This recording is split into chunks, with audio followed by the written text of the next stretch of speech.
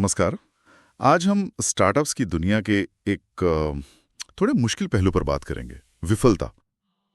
हमारे पास एक लेख है जिसमें एक खास स्टार्टअप की कहानी है जो सफल नहीं हो पाया, और हमारी कोशिश रहेगी ये समझने की कि इस विफलता के पीछे की असली वजह क्या थी, खासकर वो स्पष्टता और ग्राहक पर ध्यान देने की कमी वाली बातें। हाँ। तो कहानी शुरू होती है जैसा अक्सर होता है, बड़े जोश से। युवा फाउंडर्स, एक शानदार आइडिया। हाँ बिल्कुल। और वो शुरुआती उत्साह, वो एनर्जी, जी, वो कई बार जो बुनियादी मुद्दे होते हैं ना, उन पर पर्दा डाल देती है, जैसे स्पष्टता की कमी। सही कहा। शुरुआती चमक कई बार गहरी समस्याओं को छुपा लेती है। बिल्कुल। तो ये जो स्टार्टअप था, इनका लक्ष्य था कंटेंट क्रिएटर्स के लिए क्रांति लाना। हाँ बड़े बड़े शब्द इस्तेमाल हो रहे थे, एआई, स्केलेबिलिटी, सुनने में बहुत अच्छा लग रहा था। हाँ, ये आजकल बहुत चलता है, एआई, क्रिएटर्स। हाँ, और बाहर से देखें तो सब ठीक ही लग रहा था। निवेशक भी खुश थे, बातें हो रही थीं। लेकिन फिर धीरे धीरे दिक्कतें सामने आने लगीं। और सबसे बड़ी बात ये थी कि प्रॉब्लम आइडिया में नहीं थी या टीम में भी नहीं। असल प्रॉब्लम थी फोकस की कमी ना। वे जैसे सबके लिए कुछ बनाने की कोशिश कर रहे थे, और जब आप सबके लिए कुछ बनाते हैं तो वो असल में किसी के लिए नहीं बनता। बिल्कुल, ये एक बहुत आम जाल है। वो क्या कर रहे थे? ट्रेंड्स के पीछे भाग रहे थे। एआई, क्रिएटर इकोनॉमी, सास, ये शब्द सुनने में अच्छे लगते हैं, पर इनका असली मतलब तभी है जब वो ग्राहक की किसी जरूरत को, किसी असली प्रॉब्लम को सॉल्व करे। यहाँ क्या हुआ? उन्हें यही नहीं पता था कि उनका असली ग्राहक है कौन, उसकी जरूरत क्या है और उस तक पहुंचे कैसे। सही बात है। ग्राहक की समझ ही नहीं थी। बिल्कुल।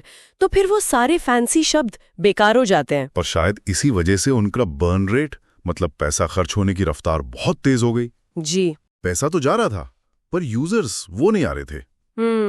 वो ऐसे फीचर्स बना रहे थे जो शायद किसी को चाहिए ही नहीं थे। इंटरफेस चमका रहे थे, पर इस्तेमाल करने वाला कोई नहीं।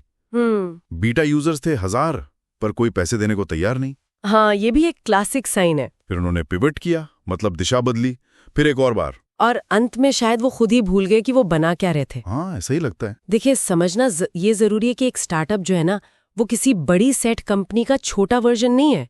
वो एक प्रयोग है, एक एक्सपेरिमेंट। हाँ, जिसका काम है एक हाइपोथेसिस, एक अंदाजे को टेस्ट करना। क्या ये प्रॉब्लम असली है? क्या हमारा सोल्यूशन काम करता है? और सबसे जरूरी, क्या कोई इसके लिए पैसे देगा?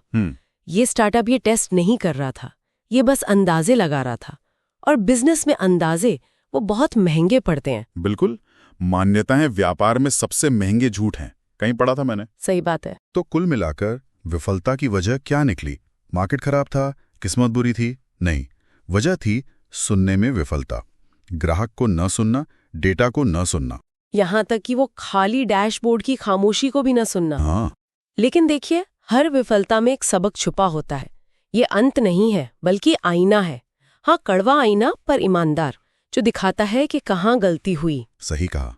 और अगर फाउंडर उस आईने में देखने को तैयार है, सीखने को तैयार है, तो वो सबक किसी भी फंडिंग राउंड से ज्यादा कीमती है। बहुत सही।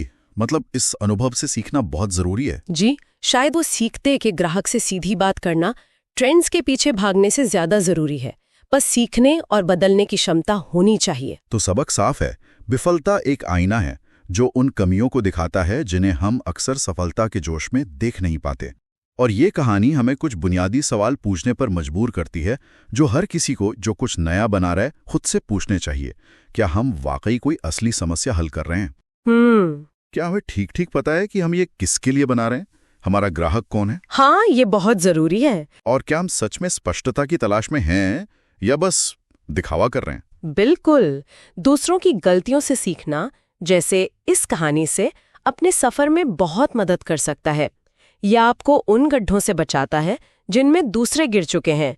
सोचने वाली बात यही है कि इस कहानी से हम अपने काम के लिए क्या ठोस सबक ले सकते हैं। सही बात है, ताकि वही गलतियां ना दोहराई जाएं। तो इसी विचार के साथ आज की बातचीत यहीं खत्म करते हैं। सफलता अच्छी चीज है, पर विफलता के कारणों को समझना शायद उससे भी ज्यादा जरूरी है।